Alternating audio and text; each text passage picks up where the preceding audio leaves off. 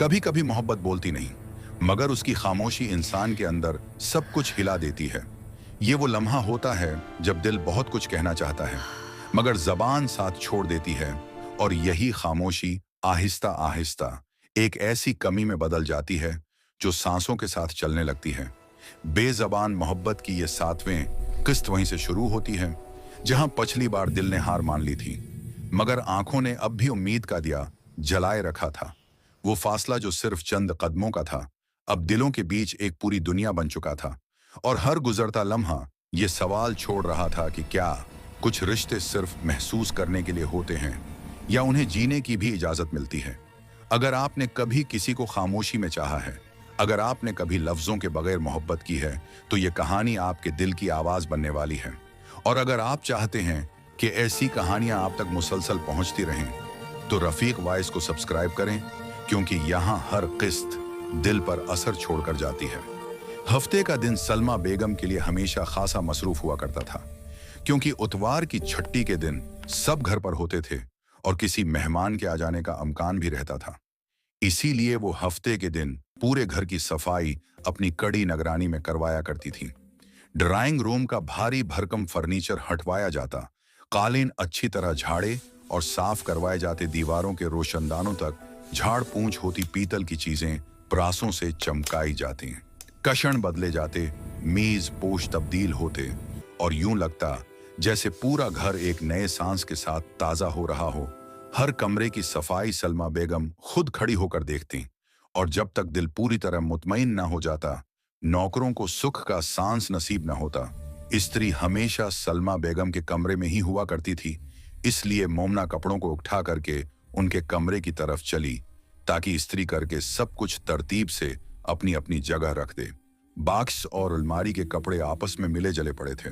जब वो कमरे में दाखिल हुई तो वहां की सफाई मुकम्मल हो चुकी थी और सलमा बेगम तकियों के खिलाफ बदल रही थी। उनकी हरकत में वही तरतीब, वही सख्ती और वही खामोश इत्मीनान झलक रहा था जो इस पूरे घर पर उनकी मौजूदगी की गवाही देता। थलाइये में बदल दूं, मोमना ने तकिया उनके हाथ से लेते हुए कहा। वो भी सुबह से खासी थकी हुई थी, उसलिए उन्होंने तकिए मोमना के हवाले कर दिए और खुद दराज से पलंग पोश और मीज पोश निकालने लगे। मोमना ने खामोशी से पलंग पोश बिछाए, मेजों के रुमाल बदले, जंग आलूद किनारों पर जमी गर्द साफ की और हर चीज को दुरुस्त जगह पर रखा। बस ये कमरा तो ठीक हो गया। उन्होंने एक नजर पूरे कमरे पर डालकर कहा। मोमना ने इस बात में सर हिलाया तो वो बोले, इधर सब हो गया है, मगर तुम्हारे खालो अबा के दफ्तर और शमीम के कमरे की सफाई अभी बाकी है। अकबर को मैंने दफ्तर साफ करने भेज दिया है, शमीम का कमरा अब तुम कर लो। ये कहते हुए उन्होंने पलंग पोश और मीजों के रुमाल इकट्ठे करके पलंदा सा बना लिया। लाइए मुझे दे दें। मोमना ने फौरन हाथ बढ़ाकर कपड़े ले लिए और पूछा, कहाँ रखूं? वो दुराज में चाबियों का गुच्छा रखते हुए बोले, पहले ड्राइंग रूम की चीजें तरतीब से रख दो, उसके बाद शमीम का कमरा दरस्त करना। वो कमरा जरा ज्यादा ही मेरी तोजा मांगता है। मोमना ने हल्की सी हाँ में जवाब दिया और कपड़ों का पलंदा उठाए शमीम के कमरे की तरफ बढ़ गई। कमरे में कदम रखते ही इसका दिल बेवजह तेज धड़कने लगा। उसे यूं महसूस हुआ जैसे वो किसी खामोश मुलाकात के लिए यहां आ गई हो। कुछ लम्हे वो दरवाजे के करीब ही खड़ी रही, निगाहें कमरे में फैली चीजों पर घमाती रही। वो पहली बार उस कमरे में नहीं आई थी, मगर जाने क्यों आज यहां खुद को पाकर वो अनजाने से एहसासात में घड़ती चली गई। तखय्युल बेलगाम हो तो इंसान को कहां कहां नहीं ले जाता, और इसी लम्हे वो ये भी भूल बैठी कि वो इस कमरे में किस मकसद से दाखिल हुई थी। काफी देर बाद जब उसे होश आया तो वो बेअख्तियार मुस्कुरा उठी। कपड़ों का पलंदा मेज पर रखकर उसने पूरे कमरे का जायजा लिया। कागजों के बिखरे हुए टुकड़े, सिगरेटों की खाली डबियां और उध जले टुकड़े जगह जगह पड़े थे, जैसे ये कमरा उसके मिजाज की उलझनों का अक्स हो। चादर पलंग के एक तरफ गोल होकर पड़ी थी, जबकि तकिए बेतरतीबी से पलंग के दरमियान औंधे सीधे रखे थे। पलंग पोश कुर्सी की पश्त पर लटकी हुई थी और किताबों का ढेर पलंग के करीब रखी मेज पर ऐसे जमा था जैसे वक्त ने वहीं आकर सांस रोक ली हो। राइटिंग टेबल पर 4 किताबें खुली पड़ी थीं। गविया किसी सूच ने पढ़ते पढ़ते उसे अचानक रोक दिया हो। ये कमरा बेतरतीबी के बावजूद अजीब सी मानूसियत रखता था और मोमना को यूं लगा जैसे उस खामोश बेढंगेपन में भी शमीम की मौजूदगी सांस ले रही हो, जिसने उसके दिल में एक इनकही सी नरमी और खफीफ सा दर्द बेक वक्त जगा। द्याकमरे के एक तरफ मर्दाना ड्रेसिंग टेबल भी रखी हुई थी, जिस पर इस्तेमाल की चीजें बस यूं नहीं अलमारी के करीब खोंटी पर लटकी थीं। साफ नजर आता था कि उस कमरे के मकीन ने कभी ड्रेसिंग टेबल को बाकायदा इस्तेमाल ही नहीं किया।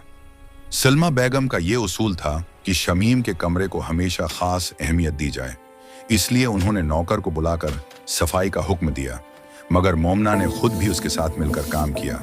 शीशे साफ किए, दीवारों पर जमी गर्द झाड़ी, दरवाजों के पट पूछे और यूं थोड़ी ही देर में कमरा मुख्तसर मगर नफीस सफाई से चमक उठा। जब नौकर फारिग होकर जाने लगा तो मोमना ने उसे कह दिया कि बाकी काम वो खुद कर लेगी, और यूं वो अकेली कमरे को तरतीब देने में लग गई। उसने अलमारी खोली तो शमीम के कपड़े निहायत सलीके से टांगे हुए थे। शर्ट्स और कमीजें हल्के और गहरे रंगों में अलग अलग तरतीब से रखी थीं। कहीं ज्यादा फूलदार तो कहीं सादा कटाई वाली पोशाकें नजर आ रही थीं। शेल्फ में धल्ली हुई कमीजें तह करके रखी थीं और साफ जाहिर था कि बेतरतीबी के बावजूद इसकी अपनी एक तरतीब मौजूद थी। निचले खाने में एक छोटा सा उटीची केस रखा था। मोमना ने लम्हा भर को उसे खोलकर देखने का ख्याल किया, मगर ताला बंद देखकर उसकी ख्वाहिश वहीं थम गई और उसने खामोशी से अलमारी बंद कर दयालमारी बंद करके वो दूसरे अधूरे कामों की तरफ मतवजा हो गई। और खासी मेहनत के बाद जब पूरा कमरा दरस्त हो गया तो उसके दिल में एक अजीब सी तमानियत उतर आई। गलदानों में लगे मौसमी फूलों से उठती हल्की हल्की खुशबू कमरे की फजा को मौतर करने लगी, और ये सब कुछ देखकर मोमना को बेअख्तियार खुशी महसूस हुई। आखिर में वो किताबों वाली मेज की तरफ आई, जहां मोटी मोटी कोर्स की किताबें और फाइलें इलट पलट कर रखी थीं। सिगरेट के टुकड़े, बुझी हुई तेलियां और फटे हुए कागजात बिखरे पड़े थे। उसने सब कुछ समेट कर साफ किया, रुमाल बदला, किताबों को झाड़कर तरतीब से रखा, और जैसे ही वो इस काम में महू थी, अचानक कदमों की आहट सुनाई दी। उसने चौंक कर हाथ तेज कर दिए और पलट कर देखा तो शमीम दरवाजे में खड़ा था। गहरे रंग की पतलौन पर पूरे आस्तीन का स्वेटर पहने, कुंधे पर चेक कोट लटकाए और हाथ में 2 किताबें थामे वो उसे देख रहा था।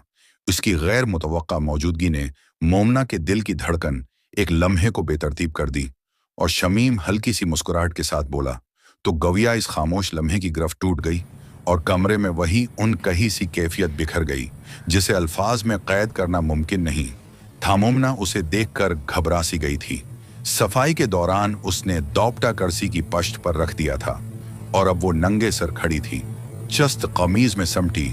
उसकी जवानी पर अचानक पड़ी निगाह ने उसके अंदर एक बेनाम सी हलचल मचा दी। उसने घबरा कर दोनों हाथों से गरिबान थाम लिया, जैसे खुद को समेटने की कोशिश कर रही हो, और शर्म से उसके रुखसार सरख हो गए। उसकी नजर बेअख्तियार करसी पर पड़ी जहां दुपट्टा रखा था, और इसी लम्हे शमीम ने गैर इरादी तौर पर अपनी किताबें और कोट इसी करसी पर रख दिए। मोमना चंद लम्हे साकित रही, फिर इसी तरह गरिबान थामे आहिस्ता आहिस्ता करसी के करीब आ गई।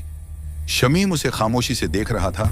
उसकी नजरें बेतरतीबी में भी उसके चेहरे की मासूम दलकशी और झकी पलकों की हया से हट नहीं पा रही थीं, बल्कि उस शर्मीले अंदाज ने उसके हुस्न में और इजाफा कर दिया था। मोमना ने धीमी आवाज में बस इतना कहा, मेरा दोपटा। शमीम ने करसी की तरफ देखा तो रेशमी दोपटा कोट के नीचे दब गया था। उसने एहतियात से कोट हटाया, दोपटा निकाला और एक लम्हे के लिए पहले मोमना को फिर दोपटे को देखा। उसकी आंखों में हल्की सी खुमार आलूद मुस्कुराहट अभरी, और उसने मुस्कुराते हुए दोपटा मोमना की तरफ उछाल दिया, जिसके साथ ही कमरे की फजा में एक उनकही सी लर्जिश फैल गई। मोमना ने जल्दी से दोपटा पकड़ा, मगर दूसरा सुरा अभी भी शमीम के हाथ में था। वो किनारे पकड़कर खड़ी रही और हैरत और शर्म के मिले जले जज्बात से उसे देख रही थी।